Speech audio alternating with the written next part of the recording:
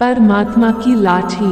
एक साधु वर्षा के जल में प्रेम और मस्ती से भरा चला जा रहा था कि उसने एक मिठाई की दुकान को देखा जहां एक कढ़ाई में गरम दूध उबाला जा रहा था, तो मौसम के हिसाब से दूसरी कढ़ाई में गर्मा गर्म जलेबियां तैयार हो रही थी।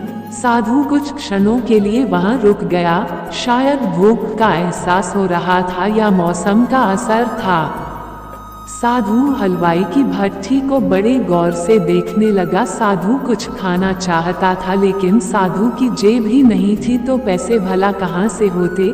साधु कुछ पल भट्ठी से हाथ सेंकने के बाद चला ही जाना चाहता था कि नेक दिल हलवाई से रहा न गया और एक प्याला गरम दूध और कुछ जलेबियां साधु को दे दी। मलंग ने गरम जलेबियां गरम दूध के साथ खाए और फिर हाथों को ऊपर की ओर उठाकर हलवाई के लिए प्रार्थना की, फिर आगे चल दिया। साधु बाबा का पेट भर चुका था दुनिया के दुखों से बेपरवाह। वो फिर एक नए जोश से बारिश के गंदले पानी के छींटे उड़ाता चला जा रहा था। वो इस बात से बेखबर था कि एक युवा नवविवाहिता जोड़ा भी वर्षा के जल से बचता बचाता उसके पीछे चला आ रहा है। एक बार इस मस्त साधु ने बारिश के गंदले पानी में जोर से लात मारी। बारिश का पानी उड़ता हुआ सीधा पीछे आने वाली युवती के कपड़ों को भिगो गया। उस औरत के कीमती कपड़े कीचड़ से लथपथ हो गए। उसके युवा पति से यह बात बर्दाश्त नहीं हुई, इसलिए वह आस्तीन चढ़ाकर आगे बढ़ा और साधु के कपड़ों को पकड़कर खींचकर कहने लगा, अंधा है, तुमको नजर नहीं आता तेरी हरकत की वजह से मेरी पत्नी के कपड़े गीले हो गए हैं और कीचड़ से भर गए हैं। साधु हक्का बक्का सा खड़ा था, जबकि इस युवा को साधु का चुप रहना नाखुशगवार गुजर रहा था। महिला ने आगे बढ़कर युवा के हाथों से साधु को छुड़ाना भी चाहा, लेकिन युवा की आंखों से निकलती नफरत की चिंगारी देख वह भी फिर पीछे खिसकने पर मजबूर हो गई। राह चलते राहगीर भी उदासीनता से यह सब दृश्य देख रहे थे, लेकिन युवा के गुस्से को देखकर किसी में इतनी हिम्मत नहीं हुई कि उसे रोक पाते, और आखिर जवानी के नशे में चूर इस युवक ने एक जोरदार थप्पड़ साधु के चेहरे पर जड़ दिया। बूढ़ा मलंग थप्पड़ की ताब ना झेलता हुआ लड़खड़ाता हुआ कीचड़ में जा गिरा। युवक ने जब साधु को नीचे गिरता देखा तो मुस्कुराते हुए वहां से चल दिया। बूढ़े साधु ने आकाश की ओर देखा और उसके होठों से निकला, वाह मेरे भगवान, कभी गरम दूध जलेबियां और कभी गरम थप्पड़, लेकिन जो तू चाहे मुझे भी वही पसंद है। यह कहता हुआ वह एक बार फिर अपने रास्ते पर चल दिया।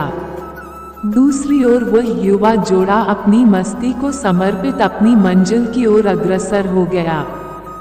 थोड़ी ही दूर चलने के बाद वे एक मकान के सामने पहुंचकर रुका। वो अपने घर पहुंच गए थे। वो युवा अपनी जेब से चाबी निकालकर अपनी पत्नी से हंसी मजाक करते हुए ऊपर घर की सीढ़ियों तय कर रहा था।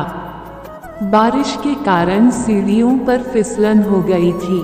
अचानक युवा का पैर फिसल गया और वह सीढ़ियों से नीचे गिरने लगा। महिला ने बहुत जोर से शोर मचाकर लोगों का ध्यान अपने पति की ओर आकर्षित करने लगी, जिसकी वजह से काफी लोग तुरंत सहायता के लिए युवा की ओर लपक, लेकिन देर हो चुकी थी। युवक का सिर फट गया था और कुछ ही देर में ज्यादा खून बह जाने के कारण इस नौजवान युवक की मौत हो चुकी थी।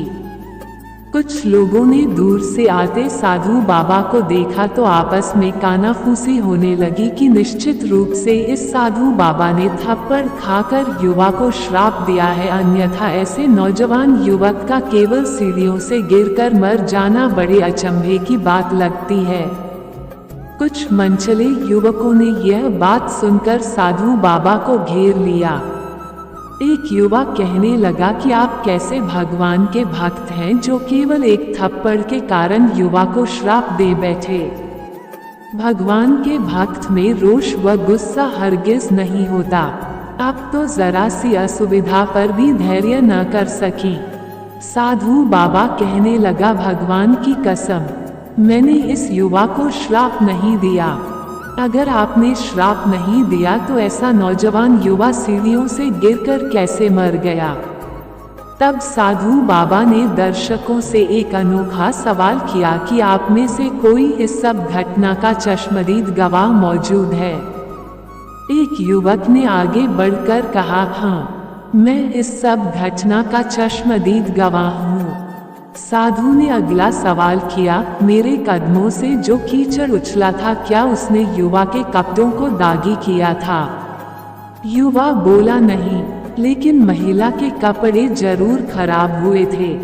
मलंग ने युवक की बाहों को थामते हुए पूछा, फिर युवक ने मुझे क्यों मारा?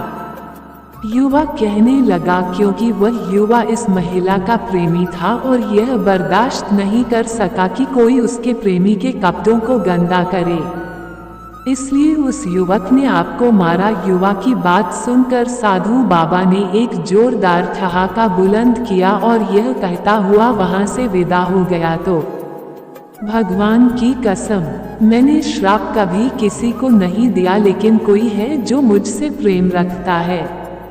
अगर उसका यार सहन नहीं कर सका तो मेरे यार को कैसे बर्दाश्त होगा कि कोई मुझे मारे। और वो मेरा यार इतना शक्तिशाली है कि दुनिया का बड़े से बड़ा राजा भी उसकी लाठी से डरता है।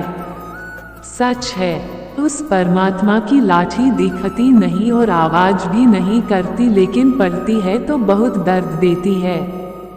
हमारे कर्म ही हमें उसकी लाठी से बचाते हैं, बस कर्म अच्छे होने चाहिए।